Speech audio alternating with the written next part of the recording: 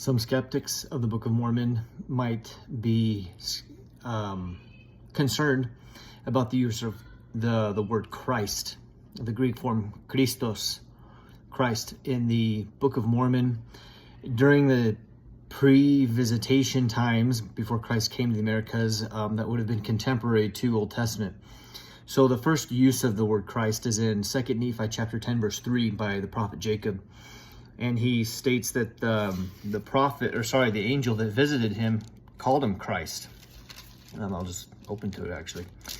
Yeah, he said, "Wherefore, as I said unto you, it must needs be expedient that Christ, for in the last night the angel spake unto me that this should be his name, should come among the Jews." And he continues on prophesying about what this Christ would do and what he would be. Some have said, that's interesting that the word Christ would be used because there's no contemporary biblical records using the word Christ for the anointed one.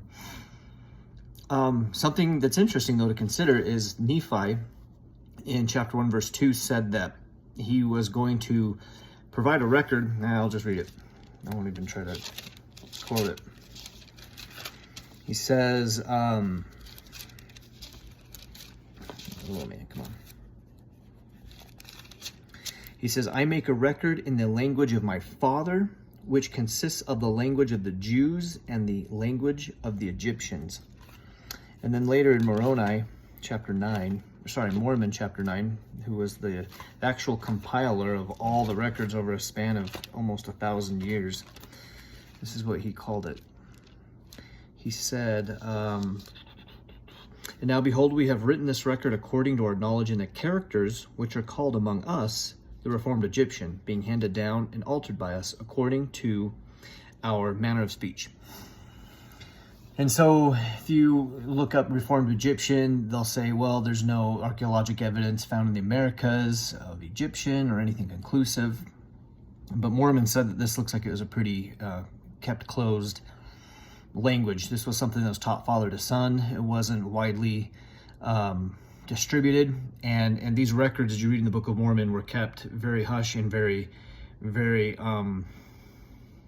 guarded, because they're often threatened. The Lamanites knew about these, and they tried to find them and wanted to destroy them because they don't like the way it talks about their ancestors. But anyways, so it makes sense that there wouldn't be any archaeologic evidence of Reformed Egyptian in the Americas. However, scholars have recognized that there were short form cursive Egyptian that was used in Palestine from the 8th century BCE, which makes perfect sense why Lehi, which many assume that he was probably a tradesman or a, what's the word I'm looking for? A trader. Oh, blanking on the word. But anyways, he would have had a lot of exposure to cultures, especially with Egypt, which would have been a financial and economic power at the time. And so here's the thing. If the Book of Mormon is written in a short form of Egyptian, the word Christ actually does appear in Egyptian. KRST refers to the immortalized mummy. There's also another article referring to using certain characters, deriving Cheru, Cheru, also being the derivative for the word Christ, which means voice or the word. And so it wouldn't be far-fetched to conclude that, well, because these guys are writing in Reformed Egyptian, they can use the word Christ. So, food for thought.